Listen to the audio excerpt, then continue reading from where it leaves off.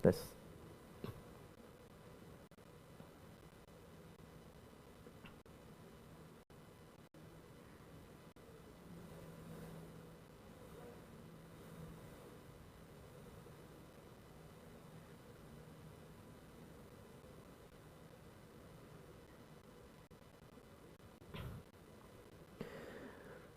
Bismillahirrahmanirrahim. Assalamualaikum warahmatullahi wabarakatuh. Alhamdulillah bini'matihi tatimmus salihat wa bifadlihi tatanazzalul khairat wal barakat wa bitaufiqihi tatahaqqaqul maqasid wal ghayat. Wa ashhadu an la ilaha illallah wahdahu la syarika lah wa ashhadu anna Muhammadan abduhu wa rasuluh. Allahumma salli wa sallim wa barik ala nabiyyina Muhammadin wa ala alihi wa sahbihi ajma'in. Wa qala ta'ala a'udzu billahi minasy syaithanir rajim. Yarfa'illahu alladhina amanu minkum walladhina utul ilma darajat. Amma ba'du fa inna asdaqal hadits kitabullah wa khairal huda huda Muhammadin sallallahu alaihi wasallam wa syarral umuri muhdatsatuha wa kullu muhdatsatin bid'ah wa kullu bid'atin dhalalah wa kullu dhalalatin finnar. Bersyukur kepada Allah Subhanahu wa taala, alhamdulillah atas limpahan rahmat, taufik dan hidayahnya sehingga kita kembali hadir dalam majlis ilmu di waktu subuh ini. Bersyukur kita kepada Allah Subhanahu wa taala atas limpahan rahmat, limpahan nikmat yang begitu banyak yang Allah berikan kepada kita. Yang terutama adalah nikmat iman dan nikmat Islam. Begitu pula nikmat kesehatan dan nikmat kesempatan. Sehingga bagaimana kita mampu untuk mensyukuri atas nikmat-nikmat besar tersebut yang telah Allah berikan kepada kita. Bahkan Allah Subhanahu wa taala berfirman dalam dua ayat dalam Al-Qur'an, Allah sebutkan, "Wa in ta'uddu ni'matallahi la tuhsuha." Sekiranya kalian menghitung-hitung nikmat Allah, la tuhsuha, kalian tidak akan mampu untuk menghitungnya. Mengapa demikian? Karena begitu banyak, begitu besar nikmat yang Allah berikan kepada kita hamba-hambanya, dan bahkan tidak mampu kita untuk menghitungnya, apalagi kita mampu untuk mensyukurinya atas semua yang Allah berikan kepada kita. Maka selayaknya kita untuk terus berusaha menjadi hamba-hamba Allah yang terus mensyukuri nikmatnya, sekalipun tidak seimbang dengan sebesar atau sebanyak apapun nikmat yang telah Allah berikan kepada kita. Kemudian salawat dan salam tersampaikan kepada Nabi besar Muhammad sallallahu alaihi wasallam, juga kepada keluarganya, para sahabat dan para pengikutnya yang setia hingga akhir zaman. Para santri dan jamaah sekalian dimanapun berada, kembali lagi kita pada subuh hari ini, pada subuh hari Sabtu. InsyaAllah sama-sama kita akan melanjutkan kembali kajian kitab kita, Khulasatu Ta'zimil Ilmi, ringkasan tentang bahasan pengagungan atau pemuliaan terhadap ilmu, yang mana ini menjadi ilmu yang paling dasar, ilmu yang paling utama yang harus dipelajari oleh kaum muslimin, terkhusus adalah para penuntut ilmu. Maka di waktu subuh ini adalah kesempatan yang sangat bagus, kesempatan yang tidak boleh ditinggalkan oleh para penuntut ilmu untuk menambah wawasannya, menambah keilmuannya, mempelajari agama Allah. Karena waktu subuh adalah waktu yang paling utama, waktu yang paling mulia. Bahkan Nabi SAW dalam hadisnya menyebutkan bahawa kalau ingin membedakan antara orang mukmin dengan orang munafik adalah lihat ketika dia di waktu salat Aisyah maupun salat subuh. Adapun orang-orang yang sulit dan berat untuk bangun subuh, salat subuh berjamaah di masjid, maka dipastikan imannya tidak sempurna dan dia tergolong kepada kaum munafiqin. Na'udzubillah tsumma na'udzubillah. Maka bersyukur kita kepada Allah Di waktu subuh ini Allah masih menggerakkan hati kita, masih memberikan kesempatan kepada kita untuk mengkaji ilmu Allah ini di waktu subuh. Karena waktu subuh juga waktu yang sangat mulia, yang Allah Subhanahu wa taala bahkan dalam hadis Nabi sallallahu alaihi wasallam menyebutkan, man shalla subha fahuwa fi dhimmatillah. Barang siapa yang melaksanakan salat subuh, ya, maka ia berada dalam jaminan Allah Jalla wa ala. Fala yatlubannakumullah min dhimmatihi bi syai'in fayudrikahu fayakubbahu fi nari jahannam. Oleh karena itu, kata Nabi SAW, janganlah kalian siapapun menyakiti orang yang salat subuh tanpa jalan yang benar, kata Nabi SAW. Kenapa? Jika tidak, maka Allah akan menyiksanya dengan bahasanya menelungkupkannya, ya, di atas wajahnya dalam neraka Jahannam, sebagaimana diriwayatkan dalam hadis riwayat Imam Muslim. Maka Masya Allah, kita pada subuh hari ini, ya, sambil kita melanjutkan pelajaran kita tentang kitab Khulasah Ta'dhimil Ilmi, ya, kita ternyata dalam hadis Nabi SAW menyebutkan bahwa kita semua berada dalam jaminan Allah Jalla wa'ala.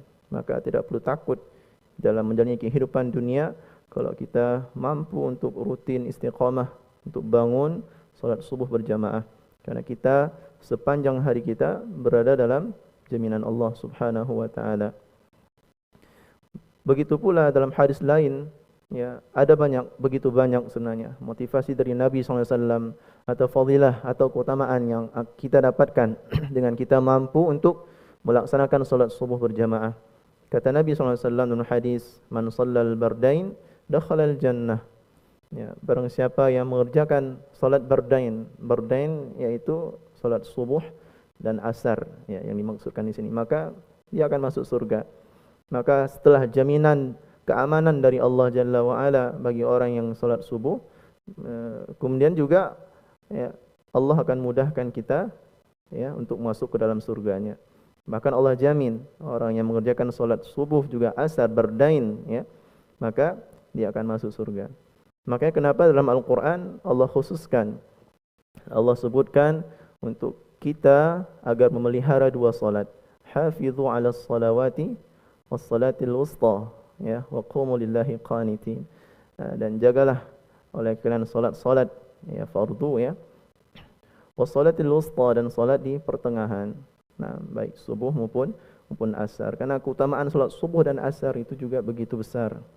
Nah, begitu pula Allah Subhanahu wa taala dalam Quran surah Al-Isra ayat 8. Allah berfirman, wa Qur'anal fajri innal Qur'anal fajri kana mashhuda. Bahwa sesungguhnya salat subuh itu disaksikan oleh para malaikat. Masya-Allah. Alhamdulillah atas nikmat yang Allah berikan, hidayah taufiknya, sehingga kita pada subuh hari ini, sebelum kita melanjutkan kajian kitab Khulasatu Ta'dhimil Ilmi, Allah memberikan kesempatan kita untuk salat subuh berjamaah. Maka siapapun yang salat subuh berjamaah, maka kita disaksikan oleh para malaikat. Maka mudah-mudahan apa yang telah rutin kita laksanakan ini mampu untuk terus kita istiqamahkan, ya, agar kita mampu memperoleh keutamaan dan fadilah yang begitu besar yang Allah dan Rasulnya janjikan. Kalau kita mampu untuk menjaganya dan terus istiqamah, maka insya-Allah Allah Subhanahu wa taala akan mudahkan segala kebaikan untuk kita. Para santri dan jamaah sekalian dimanapun berada, insya-Allah kita akan lanjutkan kajian kitab Khulasah Ta'dhimil Ilmi yang ditulis oleh Syekh Dr. Shalih Al-Utsaimin, seorang pengajar tetap di Masjid Nabawi. Dan pada kesempatan subuh hari ini kita sudah sampai kepada Al-Maqidu As-Sabi', ya, pada simpul yang ketujuh. Namun sebelum kita melanjutkan kepada poin atau simpul yang baru, maka terlebih dahulu kita kembali mudzakarah atau murajaah, ya, mengulang sedikit simpul-simpul poin-poin yang sudah pernah kita sampaikan, sudah pernah kita jelaskan, sudah pernah kita syarah, ya, atas poin-poin yang telah ditulis oleh Syekh Shalih Al-Utsaimin. Karena ilmu itu tidak cukup hanya dipelajari dalam 1-2 kesempatan, tapi harus terus dipelajari secara berkala, berulang-ulang. Supaya apa? Ilmu tersebut tidak hilang dan melekat pada diri seseorang. Ditambah lagi apabila kita sudah mampu untuk mengamalkannya, maka insya-Allah akan lebih lama menetap dalam hati seorang muslim. Nah, pada awal muqaddimah kitab Khulasatu Ta'zimil Ilmi, Syekh menyebutkan man la yukrimul ilma la yukrimuhul ilmu. Nah, ini nasihat yang sangat penting khususnya untuk kita para penuntut ilmu. Barang siapa yang tidak memuliakan ilmu, kata Syekh, maka ilmu pun tidak akan memuliakan dia. Maka kecintaan seseorang dalam menuntut ilmu akan mengangkat derajatnya, Allah akan memuliakannya. Bahkan sebagaimana ayat yang telah kami bacakan di awal tadi, Allah Subhanahu wa taala berfirman dalam Al-Qur'an surat Al-Mujadalah, yarfa'illahu alladhina amanu minkum walladzina utul ilma darajat. Allah Subhanahu wa taala mengangkat derajat. Yarfa'illahu alladhina amanu, bagi siapa? Orang-orang yang beriman. Walladzina utul ilma darajat, dan orang-orang yang Allah berikan ilmu, karunia ilmu kepada mereka. Ya, Allah tinggikan derajatnya. Makanya kenapa para asatiz, para ulama itu dimuliakan, tidak hanya di dunia bahkan di akhirat nanti. Ya, karena mereka mempunyai ilmu hikmah, yang mana ilmu tersebut merupakan warisan dari Nabi SAW. Sebagaimana Nabi SAW bersabda, ya, al-ulama'u warathatul anbiya, bahwasanya para ulama, orang-orang yang berilmu, orang-orang yang mempelajari, mengamalkan dan mengajarkan ilmu, ya, warathatul anbiya, warisannya para nabi alaihi wassalam. Nah, maka sudah sepatutnya kita untuk bersemangat dalam menuntut ilmu, karena untuk memperoleh kemuliaan, ya, maka salah satu caranya adalah dengan kita menempuh jalan untuk menuntut ilmu.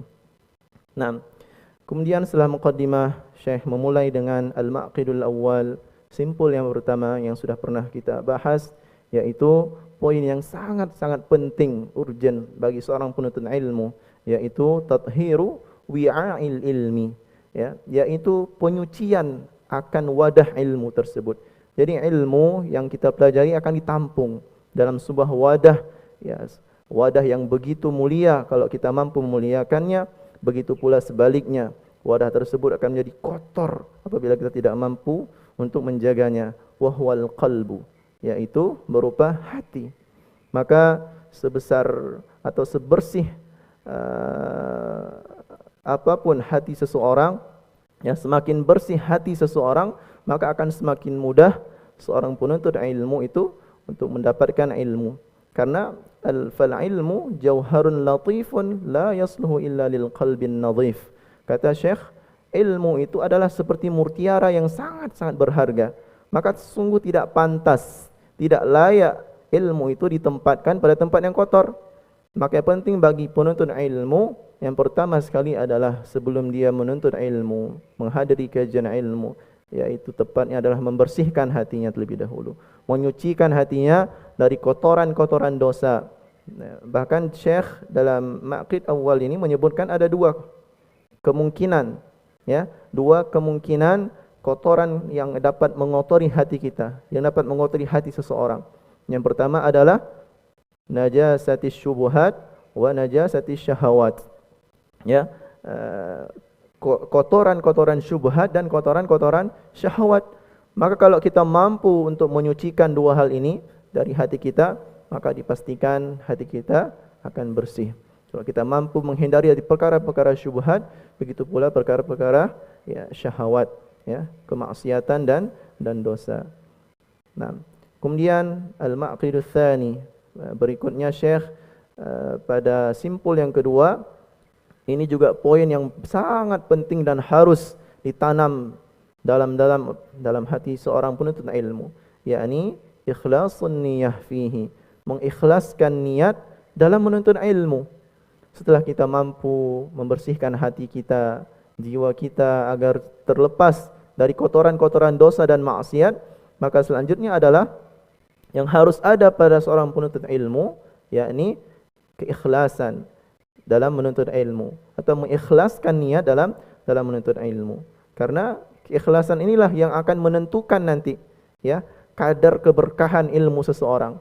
Mungkin IQ seseorang itu tinggi, ya daya tangkap ilmunya itu sungguh cepat.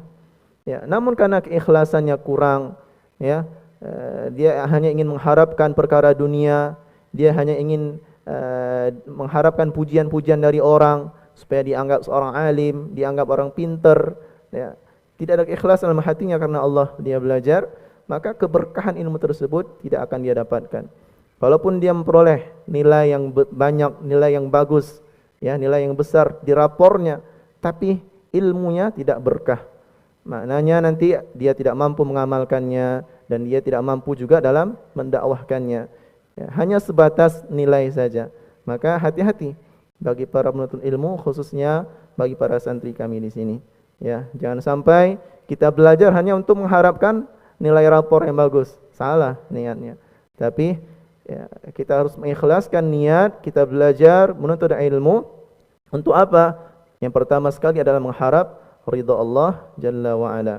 Begitu pula dalam bahasan Maqid Ats-Tsani, ya simpul yang kedua ini, Syekh menyebutkan ada 4 perkara ya bagaimana kita mampu untuk bagi seorang menuntut ilmu itu ya mampu terwujud akan niat yang ikhlas pada dirinya. Kata Syekh apa yang pertama? Niat untuk mengangkat kebodohan pada dirinya.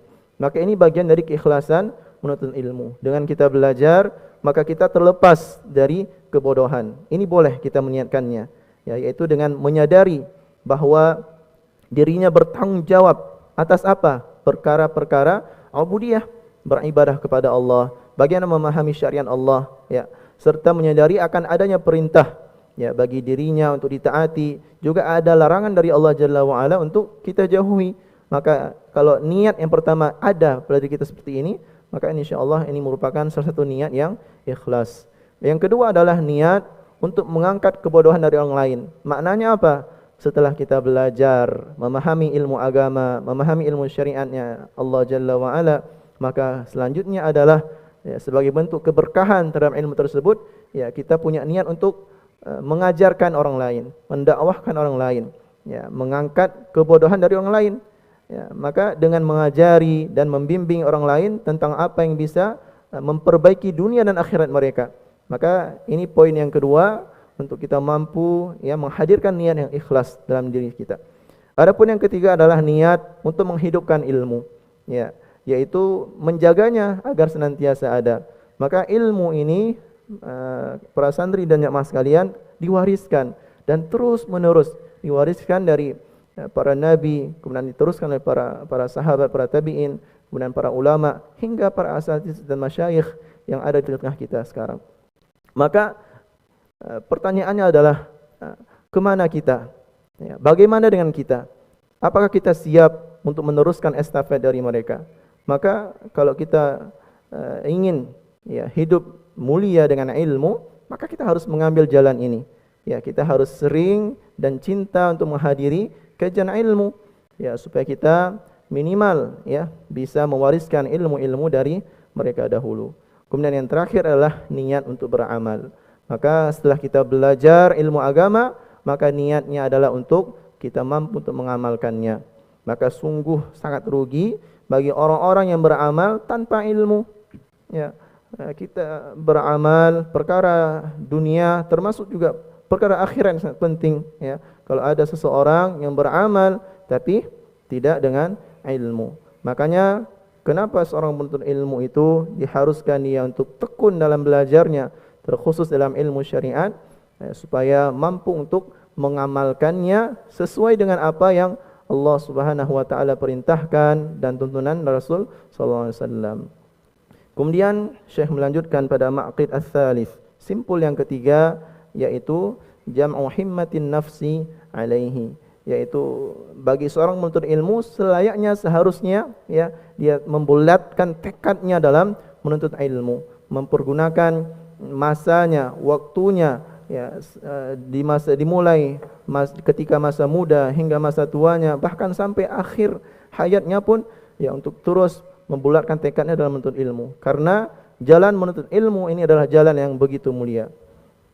Dalam hadis Nabi SAW bahkan sering disampaikan oleh para asatiz, wa man salaka tariqan yaltamisu fihi ilman sahalallahu lahu bihi tariqan ilal jannah. Jalan menuntut ilmu itu jalan kita mudah untuk menggapai surganya Allah Subhanahu wa taala. Maka selayaknya kita untuk terus membulatkan tekad kita dalam menuntut ilmu. Karena kalau enggak ada tekad untuk memperoleh ilmu, meraih ilmu, maka akan sulit untuk kita memperoleh ilmu tersebut. Sekalipun kita sudah dititipkan oleh orang tua untuk belajar di ma'had, belajar di pesantren, belajar di pondok pesantren, tapi kalau kita enggak punya tekad untuk belajar, sia-sia. Maka jangan sampai niat orang tua, niat baik orang tua tersebut justru kita menyeleweng dari keinginan mereka. Maka bagaimana supaya kita mampu untuk memegangkan mereka di rumah sana? Ayo kita bulatkan tekad kita untuk belajar, menuntut ilmu, memperoleh ilmu, sehingga nanti kita mampu menjadi orang yang alim, orang yang paham akan ilmu agama dan dia mampu untuk beramal dan mendakwahkan ilmu tersebut. Kemudian Syekh melanjutkan pada al-maqid ar-rabi', sarful himmati fihi ila ilmil Qur'an was sunnah. Nah, dalam belajar pun setelah kita punya tekad untuk menuntut ilmu, maka apa dulu nih yang harus kita pelajari, yang harus kita fokuskan? Maka Syekh menyebutkan adalah Al-Quran was sunnah. Ilmu apa yang harus kita pelajari terlebih dahulu? Al-Quran dan sunnah. Dimulai yang paling dasar dengan kita mempelajari tahsinnya, bagaimana membaca Al-Quran yang baik dan benar, kemudian dilanjutkan dengan menghafalnya, dilanjutkan juga dengan memahami terjemahnya, sampai kepada tadabbur dan memahami tafsirnya, sehingga kita mampu untuk memahami Al-Quran. Begitu pula hadis-hadis Nabi SAW. Dan Allah Subhanahu Wa Taala akan muliakan bagi siapapun yang mempelajari Al-Quran juga mengajarkannya nanti setelah mereka memahaminya. Sebagaimana sabda Nabi SAW yang sudah sangat sering kita dengar, khairukum man ta'allama al-Quran wa 'allamah. Sebaik-baik kalian adalah orang yang belajar Al-Quran dan mempelajarinya. Maka kalau dua ilmu ini, Al-Quran was sunnah, sudah kita pelajari, kita dalami, maka insyaAllah tidak diragukan ilmu-ilmu yang lain pun akan mudah untuk kita memahaminya. Karena semua ilmu itu adalah turunan daripada Al-Quran was sunnah. Nah, ini sumber utama, sumber pokok ajaran Islam, agama kita Islam, Al-Quran dan As-Sunnah. Maka siapapun yang menyeleweng, menyimpang dari Al-Quran dan Sunnah, dipastikan dia tersesat. Na'udzubillah summa na'udzubillah. Kemudian pada pertemuan terakhir kemarin kita juga sudah membahas tentang al-maqidul khamis. Simpul yang kelima, sulukul jaddatil al-musilati ilaihi.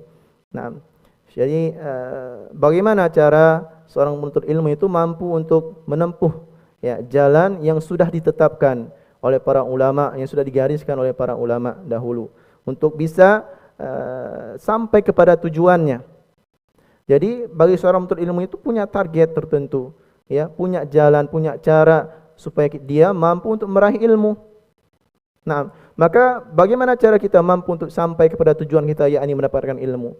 Maka pentingnya kita untuk membaca sirah-sirah para ulama dahulu, perjuangan mereka dalam menuntut ilmu. Dengan kita mengetahuinya, maka kita mengetahui juga bagaimana cara mereka, bagaimana step-step mereka dalam belajar menuntut ilmu, sehingga mereka menghasilkan karya ribuan kitab. Seperti halnya Imam An-Nawawi yang bahkan sampai sekarang masih dipakai kitab beliau. Begitu masyhurnya, hampir di setiap masjid, di setiap madrasah, di semua tempat dipakai ilmunya, dipakai kitab-kitabnya. Pada umur beliau berapa tahun? Berapa tahun? Hidupnya hanya sekitar 40, ya kan? Tetapi Masya Allah, dengan giatnya, kegigihannya dalam menuntut ilmu, semangatnya beliau dalam belajar dan menulis karya-karya, menghasilkan karya-karya, sehingga diberkahi ilmu beliau. Dan kitab-kitabnya kita pelajari sampai sekarang. Maka penting untuk kita menempuh jalan dalam menuntut ilmu itu dengan jalan yang sudah baku, yang sudah ditetapkan oleh para ulama. Bagaimana perjuangan mereka? Maka dengan kita mengetahuinya, maka insyaallah itu akan menumbuhkan semangat kita dalam menuntut ilmu. Kemudian yang terakhir yang sudah pernah kita bahas pada pertemuan di 2 pekan yang lalu, al-maqidus sadis, ri'ayatu fununihi fil akhdhi wa taqdimul ahammu fal hammi. Perhatian terhadap bidang-bidang ilmu dalam mempelajarinya dan mendahulukan yang terpenting. Nah, jadi dalam menuntut ilmu juga ada tahapan-tahapan. Tidak bisa kita langsung belajar kepada kitab induknya. Ya, harus kita memulainya dari kitab yang paling dasar, kitab-kitab matan ringkas, kemudian langsung lanjut kepada kitab pertengahan, ada syarah-syarahnya, ya. Baru kemudian kalau kita sudah mampu dengan bahasa Arab yang bagus, pemahaman yang luas, ya silahkan mempelajari kitab induk yang ditulis oleh para ulama. Nah, termasuk misalkan sebagai contoh, ya di Pendopo Sahil kita belajar ilmu tahsin, ilmu tajwid dari kitab yang paling dasar, ya, kitab yang ditulis oleh asatiz kita, ya, yang bentuknya sudah sangat ringkas dan praktis. Nah, metode Asy-Syafi'i misalkan, itu buku atau kitab yang paling ringkas yang bisa kita pelajari untuk para pemula dalam menuntut ilmu, khususnya dalam mempelajari Al-Quran. Maka jangan sampai kita langsung loncat kepada kitab induknya. Misal, kitab tentang ilmu qiraat. Kitab apa? Thayyibatun Nashr. Nah, tidak paham nanti. Ya, apa ini? Ya, kaidah-kaidahnya sudah sangat berat dan besar. Maka pentingnya kita untuk belajar tahap bertahap. Kita awali dengan bidang ilmu yang bermanfaat untuk saat ini dulu. Ya, tahapan-tahapannya. Nah, kalau tingkat SMP, ya berarti ilmunya adalah ya sesuai dengan tingkat keilmuan umur kita. Jangan terlalu jauh mempelajari ilmu yang kita belum layak untuk kita pelajari. Maka perlu tahapan-tahapan dalam ilmu tersebut. Makanya kita pentingnya untuk masuk pondok, masuk pesantren yang memang sudah jelas aturan, sudah jelas kurikulum, sudah jelas urutan-urutan ilmu yang akan dipelajari di setiap kelasnya, di setiap halaqahnya atau di setiap levelnya, begitu. Nah, maka bismillahirrahmanirrahim, di subuh hari ini kita akan melanjutkan Al-Maqidu As-Sabi', simpul yang ketujuh, ya, yang ditulis oleh Syekh Dr. Shalih Al-Utsaimin. Simpul yang ketujuh, Al-Mubadaratu ila tahsilihi wa iqtinami sinna as-siba wasyabab. Nah, simpul yang ketujuh adalah al-mubadaratu ila tahsilihi, yaitu bagi seorang menuntut ilmu, ya, diharapkan agar bersegera dalam menuntut ilmu, ya, waqtinami sinni as-siba wasyababi. Nah, dan memanfaatkan waktu muda yang Allah berikan kepada kita saat ini untuk belajar, untuk menuntut ilmu. Karena bagaimana seseorang, ya, jika sudah umurnya tua dibandingkan dengan umur muda ketika menuntut ilmu, sungguh berbeda. Ya, adapun kita belajar ilmu agama itu diawali dari umur yang paling belia, dari umur kecil, dari umur yang paling muda, maka itu akan lebih mudah untuk kita memperoleh ilmu dibandingkan di saat seseorang sudah berumur, umurnya sudah tua. Nah, sekalipun nanti, ya, tetap, ya, bukan berarti orang yang sudah tua tidak bisa memperoleh ilmu, salah juga.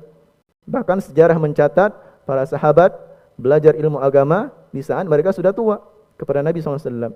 Termasuk periwayat hadis yang begitu banyak meriwayatkan hadis. Abu Hurairah, ya, belajar kepada Nabi SAW di saat umur yang sudah tua. Tapi Masya Allah, makanya seorang penuntut ilmu Allah muliakan, ya, sehingga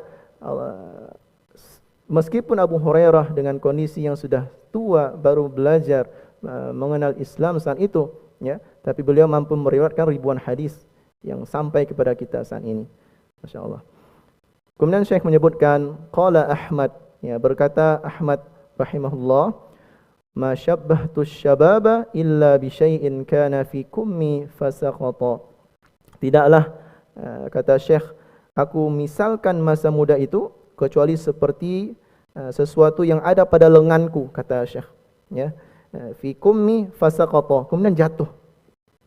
Dalam arti masa muda itu begitu cepat, ya. Kalau kita tidak mampu mempergunakannya sebaik mungkin untuk belajar ilmu agama, maka, ya, kita akan sia-sia, ya. Kita sudah menyia-nyiakan waktu muda kita, maka akan sungguh sulit nanti ketika umur kita sudah tua baru belajar agama. Maka Syekh mengibaratkan seperti sesuatu yang ada di tangannya kemudian terjatuh. Maka saking begitu cepatnya masa muda yang akan kita lalui dalam kehidupan kita ini. Maka selayaknya kita untuk terus bersemangat, ya, mempergunakan waktu muda kita untuk apa? Ya, memantapkan diri kita dalam mempelajari ilmu agama Allah. Kemudian Syekh melanjutkan, wal ilmu fi sinni syababi asra'u ila nafsi wa aqwa ta'alluqan wa lusuqan.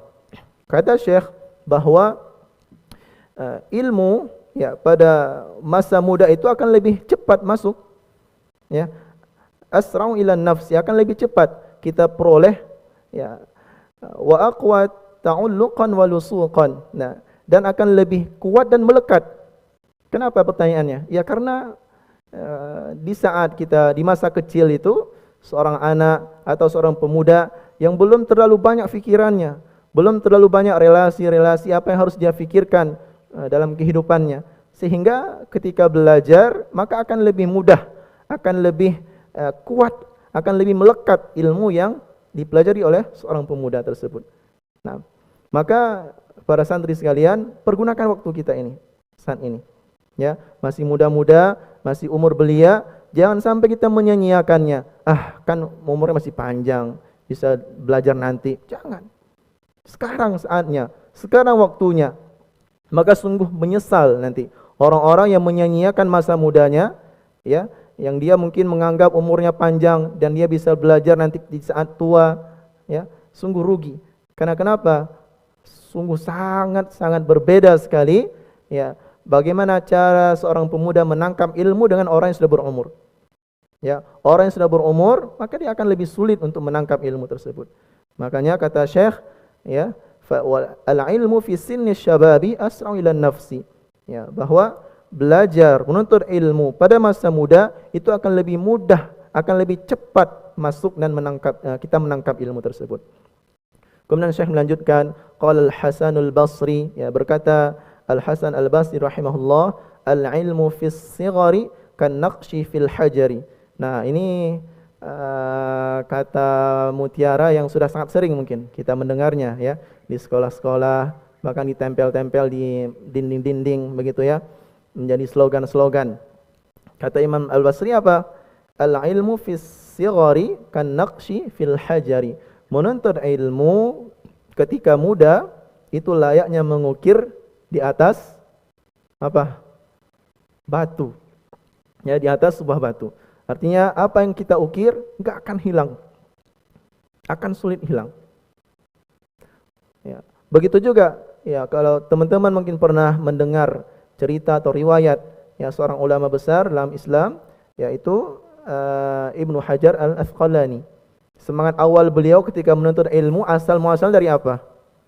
Apakah beliau orang yang mahir, orang yang pintar, punya kecerdasan tinggi? Tidak. Justru beliau di dalam halaqah, di dalam ruangan kelas, ya, termasuk orang yang pada awalnya bukan orang yang dianggap sebagai orang yang pintar. Ya, sampai ada teman-temannya itu yang sampai menghardik beliau, menghina beliau, sampai akhirnya beliau kabur, lari ke dalam sebuah goa, sehingga sambil merenung melihat tetesan air yang jatuh, tek, tek, tek, di atas batu. Apa yang terlintas di pikiran beliau? Kira-kira, Masya Allah, air saja, ya, bisa membolongi batu tempat air jatuh tersebut. Apakah otakku ini yang selemah ini tidak bisa menangkap ilmu? Sungguh tidak mungkin. Ya, justru dengan kejadian tersebut membuat beliau tambah semangat belajar sehingga beliau menjadi ulama besar. Beliau punya kitab karya-karya yang begitu luar biasa. Ya, Masya Allah. Nah, kemudian saya melanjutkan, faquwwatu baqa'il ilmi fis sighari ka quwwati baqa'in naqshi fil hajar. Maka kekuatan lekatnya ilmu, kuatnya ilmu yang diraih pada masa muda itu seperti kuatnya ukiran di atas batu. Artinya tidak akan hilang, akan lama melekat. Berbeda dengan kondisi kita belajar di saat sudah tua, sudah banyak pekerjaan, sudah banyak pikiran, sudah berkeluarga, ya. Seakan ilmu itu membal, ya, seperti mantulnya huruf belajar qala, ya. sulit untuk kita dapatnya. Gitu. Kenapa? Ya karena sudah banyak urusan, perkara yang kita pikirkan. Tapi masa muda yang kita memang masih fokus untuk belajar, ayo pergunakan waktu muda kita ini untuk terus mendalami ilmu agama. Jangan sampai kita menyia-nyiakannya. Ya, karena nanti akan sampai kepada penyesalan pada akhirnya. Kapan? Di saat sudah berumur, sudah tua, sudah banyak pekerjaan, sudah banyak kesibukan, maka ilmu tersebut akan sulit kita dapatkan. Tidak lagi seperti ya ukiran atau lukisan di batu. Ya. Yang sering mungkin kita dengar mutiaranya adalah kalau belajar di masa tua seperti mengukir di atas air, ya. Sia-sia, nggak bisa. Nah, kemudian saya melanjutkan, faman tanama syababahu nala irbahu wa hamida 'inda mashibihi surahu. Nah, maka barang siapa yang memanfaatkan masa mudanya, kata Syekh, ya, maka dia akan meraih ketajaman fikirannya. Dan itu pasti. Ya, kalau kita belajar di masa muda, mempergunakan sebaik mungkin untuk menghafal Quran, Masya Allah. Ya, orang yang menghafal Quran dipastikan IQ-nya tinggi. Dan dia akan mudah dalam segala hal. Akan mudah dalam mempelajari ilmu apapun. Maka tuntaskan dulu menghafal Quran semuanya. Insya Allah, ya, kita akan mampu untuk meraih ilmu apapun. Ya. Kemudian, ya, kata Syekh apa? Pada akhirnya, setelah memperoleh ketajaman fikirannya dan dia bersyukur atas segala jerih payahnya, nanti di masa tua ya kita baru merasakan, oh ternyata inilah manfaatnya saya belajar dulu di masa muda. Ya, sungguh sampai usia tua pun ilmu tersebut masih bekas, masih berbekas di diri kita. Bahkan guru TK pun yang mengajarkan A, B, ya, atau A, B, C, D, E pun kita masih mengingatnya, ya. Kita masih tahu gerak mulutnya, kita masih tahu gerak tangannya, kita masih tahu posisi tempat duduknya. Kenapa? Karena begitu kuatnya ingatan seseorang, ketajaman pikiran seseorang, ya, jika dia belajar di masa mudanya, di masa kecilnya. Nah, kemudian saya melanjutkan dengan sebuah syair, alaghtanim sinna syababi ya fata indal masyibi yahmadul qaumus sura. Manfaatkanlah masa muda wahai pemuda, engkau akan bersyukur atas semua jerih payahmu. Nah, maka bersabarlah. Ya, kondisi kita saat ini para santri di Ma'had Hurun Ain yang sudah dititipkan oleh para orang tuanya, ayah bundanya, ya, dari rumah. Untuk apa? Dititipkan di Pondok Sahil untuk belajar, menuntut ilmu agama, ya, menghafal Al-Quran, mempelajari bahasa Arab, mempelajari ilmu syar'i dan ilmu-ilmu umum lainnya. Ya, maka jangan sampai harapan mereka itu ya sia-sia. Ya, kita harus menjadi kebanggaan mereka. Maka pergunakan masa kita selama berada di Ma'had Hurun Ain ini di Pondok Sahil. Pergunakan sebaik mungkin untuk apa? Belajar dan belajar. Dan sadarilah bahwa kita saat ini ya masih umur yang sangat belia, masih umur yang sangat mudah bagi kita untuk memperoleh ilmu. Nah, sebagaimana Syekh menyebutkan tadi. Kemudian Syekh melanjutkan, wala yutawahhamu mimma sabaqa annal kabira la yata'allam.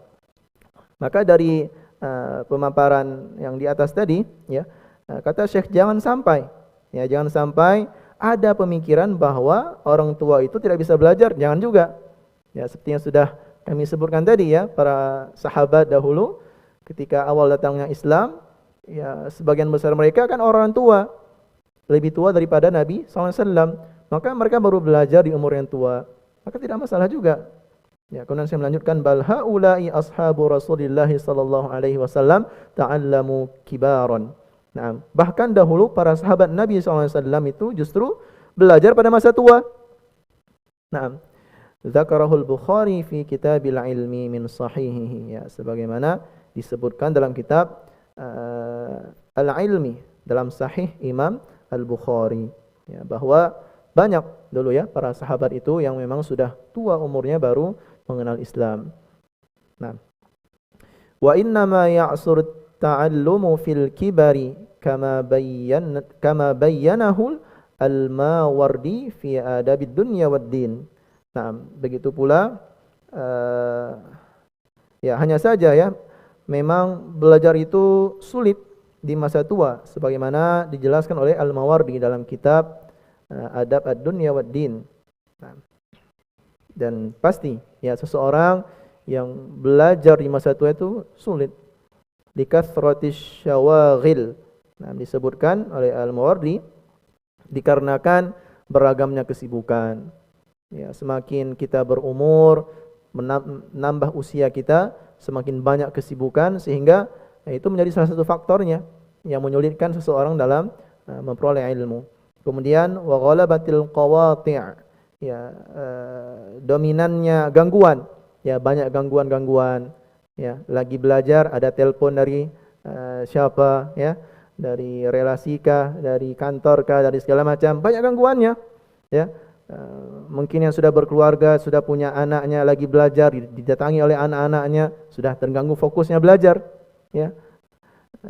Wa takatsuril alaiq, dan banyaknya tanggungan-tanggungan, yaitu ya semakin banyak kerjaan, tugas, relasi, segala macam, sehingga itulah yang membuat kita semakin sempit waktu untuk menuntut ilmu. Kalaupun ada Sabtu Ahad misalkan bagi yang bekerja dari Senin sampai Jumat, ya, ada waktu Sabtu Ahad pun ya sungguh sulit juga bagi mereka untuk menyediakan waktunya, meluangkan waktunya untuk belajar. Ya, karena mungkin hari Sabtu Ahad hari untuk mereka refreshing setelah sepanjang hari dari Senin sampai Jumat bekerja, disibukkan dengan dunia begitu. Kemudian Sabtu Ahadnya ya maka sangat diragukan kalaupun mereka mampu untuk meluangkan waktunya untuk menuntut ilmu. Kalaupun iya, maka juga akan sulit.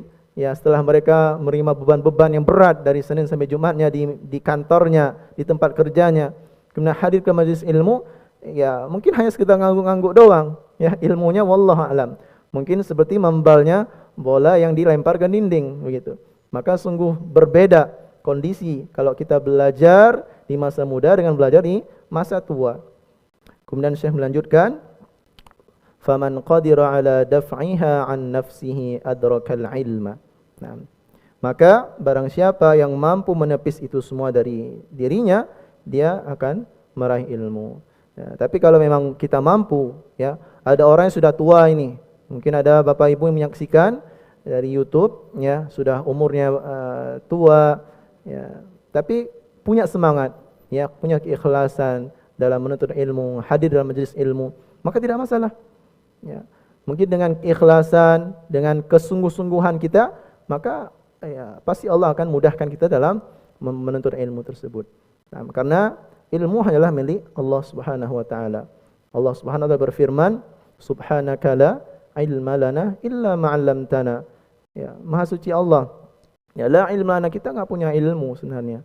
Ya, illa ma 'allamtana, kecuali apa yang Allah ajarkan kepada kita. Ya, maka kembali lagi bahwa bukan berarti usia tua itu sudah tidak mungkin untuk belajar lagi, salah. Ya, justru kalau kita merasa diri kita belum bagus, kalau merasa diri kita belum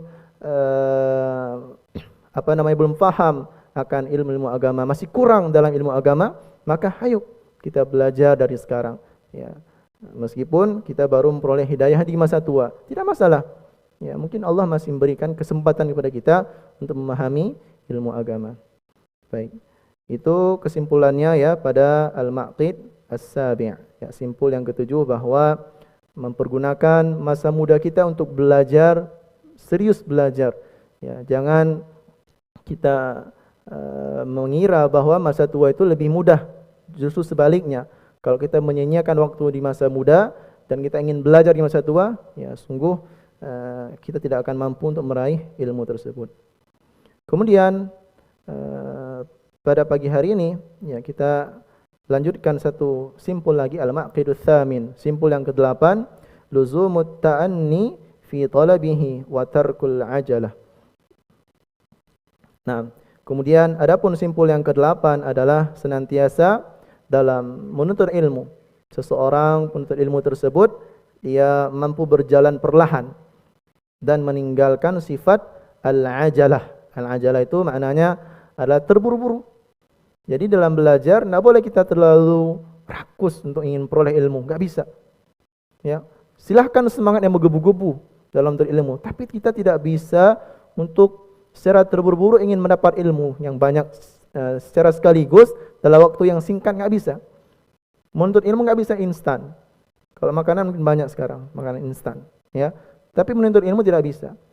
Kita harus bisa memulainya dengan perlahan-lahan. Kita awali dari kitab yang paling dasar.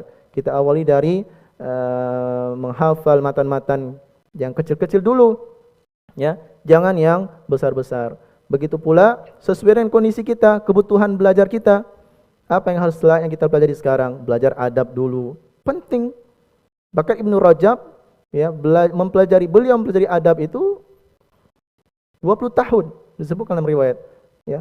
20 tahun belajar adab baru mempelajari ilmu yang lainnya. Maka penting bagi seorang menuntut ilmu untuk, ya, mempelajari apa yang lebih pantas untuk dia pelajari terlebih dahulu, perlahan-lahan dan tidak tergesa-gesa atau terburu-buru. Baik, kemudian saya menyebutkan inna tahsilal ilma la yakunu jumlatan wahidatan idzal qalbu yad'afu an dzalik. Kata Syekh apa? Bahwa bagi seorang penuntut ilmu, ya, sesungguhnya ilmu itu tidak bisa diraih sekaligus, ya, karena hati itu lemah sebenarnya, ya, dari hal yang tersebut. Sulit, termasuk pikiran kita juga, ya. Otak kita ini sulit kalau kita ingin meraih ilmu yang dengan serapan tinggi, ya. Ingin memperoleh ilmu yang banyak dalam waktu yang singkat itu sulit, nggak bisa. Kalaupun masuk, ya mungkin melekatnya itu nggak lama, ya, akan cepat hilang ilmu tersebut.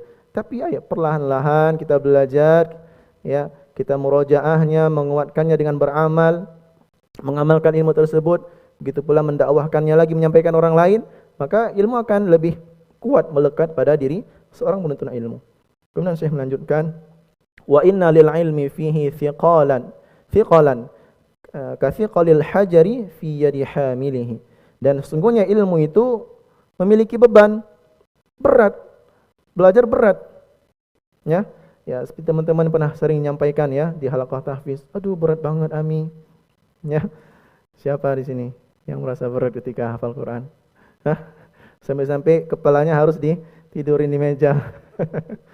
Nah, kata siapa? Layaknya berat sebuah batu pada tangan orang yang menggenggamnya. Coba letakkan batu di tangan, berat tidak? Begitulah seseorang ketika ingin menuntut ilmu, ya, bahwa ilmu itu ya berat. Ya, hanya saja bagi orang-orang yang ikhlas, yang belajar menekuni ilmu tersebut, maka dia akan Allah mudahkan.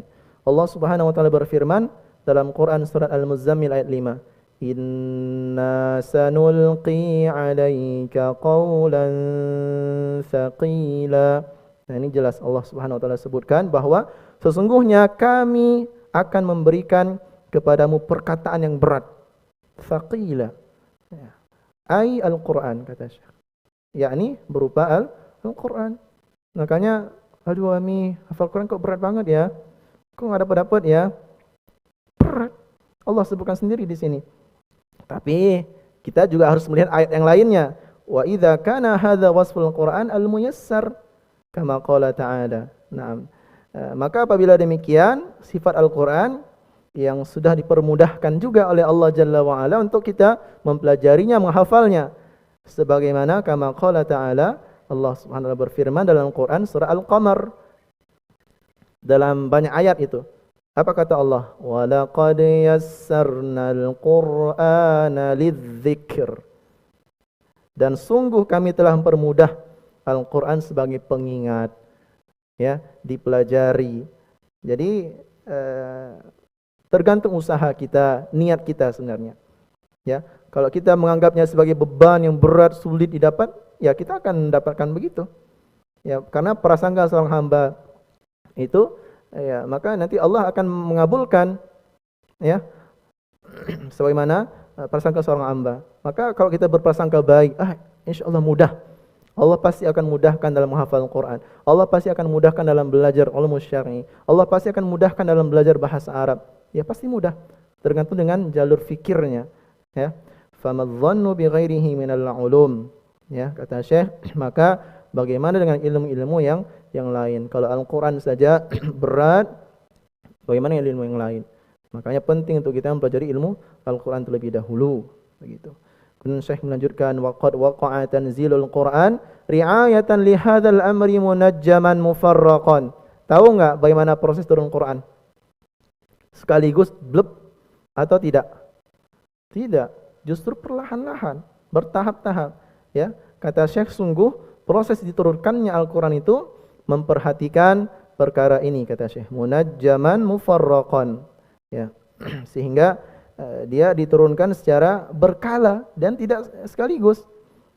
Ya, bi'tibaril hawadithi wan nawazil. Jadi sesuai dengan kejadian, sesuai dengan peristiwa yang terjadi di masa Rasulullah SAW. Memang ada ayat-ayat yang Al-Quran yang turunnya enggak ada asbabun nuzulnya, enggak ada sebab dan peristiwa, ada. Ya, tapi ada banyak juga ayat-ayat Al-Quran yang turun sesuai dengan kondisi dan peristiwa yang terjadi, atau pertanyaannya para sahabat ke Rasul. Para sahabat bertanya sehingga Rasul butuh jawaban, maka turun wahyu. Ada demikian. Atau menjawab persoalan, permasalahan di tengah-tengah para sahabat. Ada para sahabat yang berseteru, maka Nabi butuh solusi, maka Allah turunkan Al-Quran. Tergantung dengan kondisi atau peristiwa atau insiden, bahasa insiden yang terjadi pada masa Rasulullah SAW. Namun ada banyak juga ayat Al-Quran yang Allah turunkan yang enggak ada peristiwa-peristiwa tersebut. Artinya ayat Al-Quran tidak semuanya ada asbabun nuzul. Ada juga ayat Al-Quran yang tidak punya asbabun nuzul. Maka di sini yang ingin Syekh sampaikan bahwa Al-Quran itu diturunkan secara perlahan-lahan. Begitu pula kita dalam belajar. Tidak bisa hari ini ingin belajar apa? Belajar kitab bahasa Arab.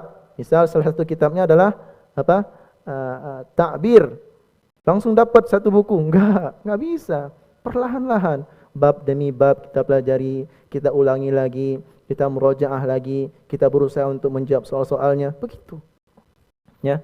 Kemudian Syekh melanjutkan, kama qala ta'ala, ya, sebagaimana Allah Subhanahu wa taala berfirman, wa qala alladzina kafaru laula nuzzila 'alaihil qur'anu jumlatan wahidah kadzalika linuthabbita bihi fuadak warattalnahu tartila.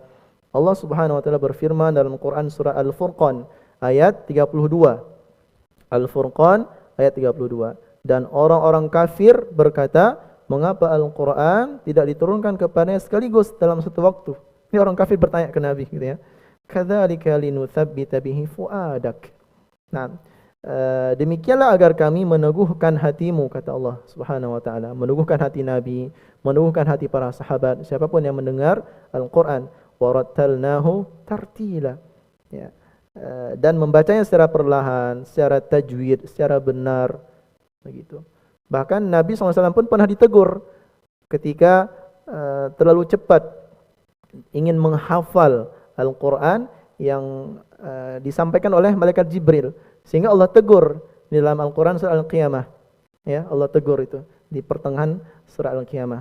Nah, jangan kau membaca langsung membacanya, tapi dengarkan dahulu kemudian baru diikuti bacaannya siapa? Malaikat Jibril. Begitu pula kita dalam menuntut ilmu, perlahan-lahan, ya. Nah, kemudian Syekh melanjutkan, wa hadhil ayatu hujjatun fi luzumi ta'anni fi talabil ilmi. Nah, ayat ini merupakan hujjah, ya, agar senantiasa berjalan perlahan dalam menuntut ilmu. Nah, wat tadarruji fihi, ya, belajar secara bertahap di dalamnya, wa tarkil ajalah, dan kita meninggalkan sifat terburu-buru dalam belajar dan menuntut ilmu. Kama dzakarahul Khatibul Al-Baghdadi fil Faqih Al-Mutafaqqih. Ya, sebagaimana disebutkan oleh Al-Khatib Al-Baghdadi dalam Al-Faqih wal Mutafaqqih, kitabnya beliau. Begitu pula War-Raghibul Asfahani fi Muqaddimah Jami' At-Tafsir. Begitu pula sebagaimana disebutkan juga dalam kitab Ar-Raghib Al-Asfahani dalam muqaddimahnya, kitab Jami' At-Tafsir. Kemudian Syekh melanjutkan, wa min syi'ri Ibn Nahhasi Al-Halabi qawluhu. Kemudian Ibnu Nahhas Al-Halabi berkata dalam syairnya rahimahullah, al-yawma syai'un wa ghadan mithluhu. Hari ini berharga, begitupun esok hari.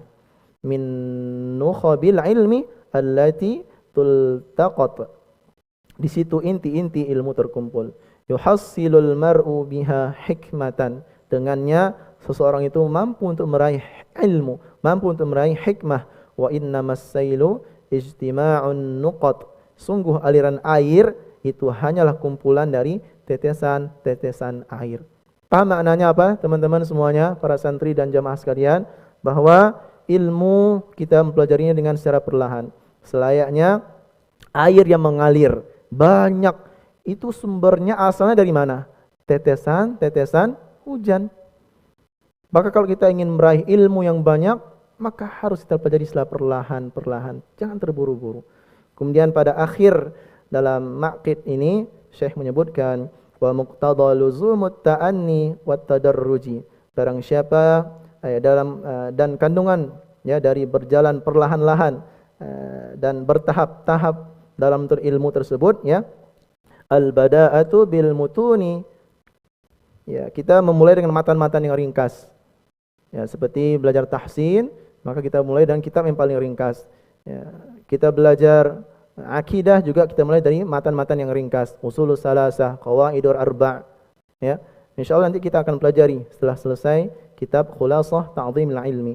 Kemudian juga ya al-bada'atu bil mutuni al-qisari al-musannafati fi fununil ilmi hifdhan wastishrahan wal mailu an mutala'ati al-mutawwalati allati lam yartafi at-talibu ba'du ilaiha.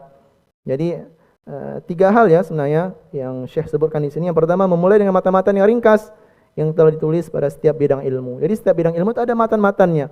Kita belajar ilmu tajwid ada matannya.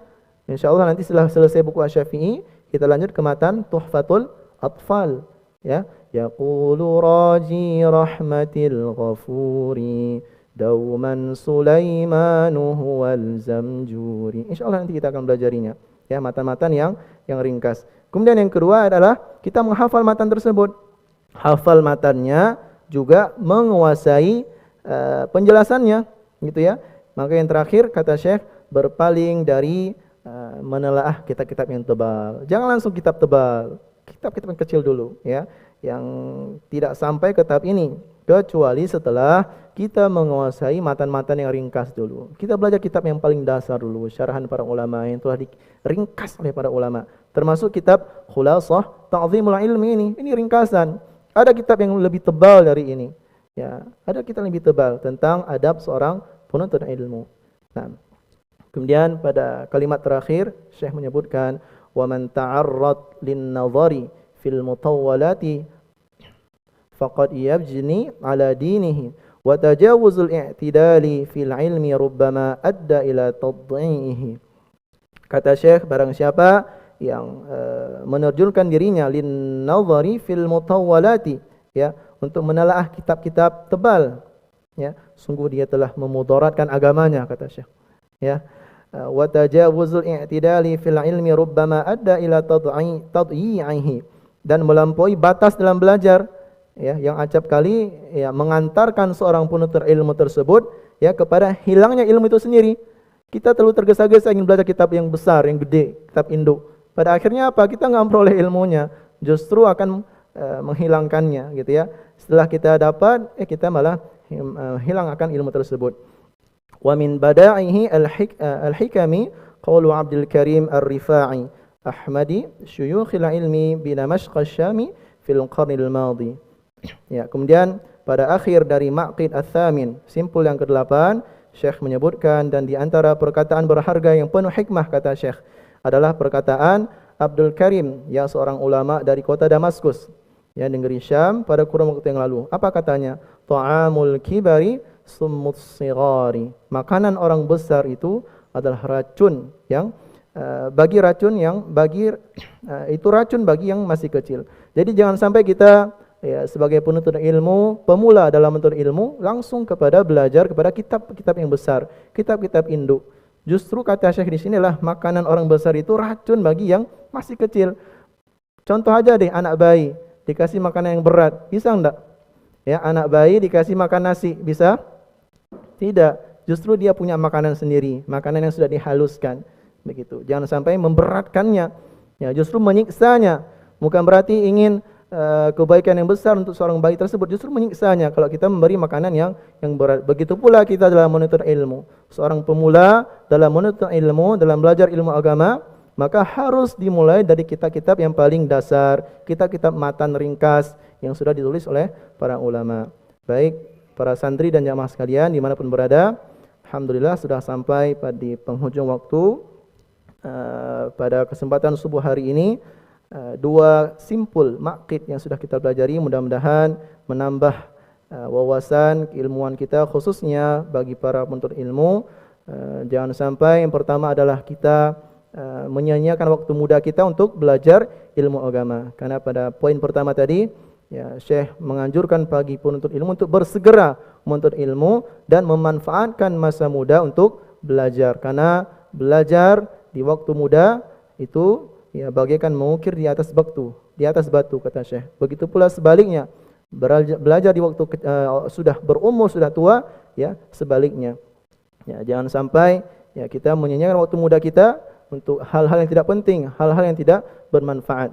Ya, dan kita yang terfikir adalah, oh kan masih ada masa tua, bisa belajar. Berbeda kondisi belajar di masa muda dengan belajar di masa tua. Adapun simpul yang ke-8 yang kedua yang kita sebutkan tadi adalah bahwa bagi para penuntut ilmu dalam belajar tidak boleh terburu-buru, harus berjalan perlahan, ya, meninggalkan sifat terburu-buru, al-ajalah dalam menuntut ilmu. Supaya apa? Ilmu mampu untuk kita dapatkan dan kita mengamalkannya dalam kehidupan kita. Wassallallahu ala nabiyina Muhammad wa ala alihi wa sahbihi ajma'in. Subhanaka Allahumma wa bihamdika asyhadu an la ilaha illa anta astaghfiruka wa atubu ilaik. Assalamualaikum warahmatullahi wabarakatuh.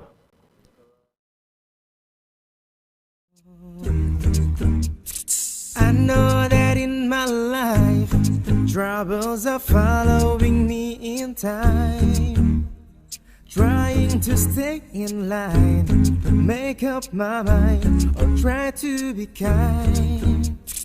I feel like in my life temptation's always dragging me down.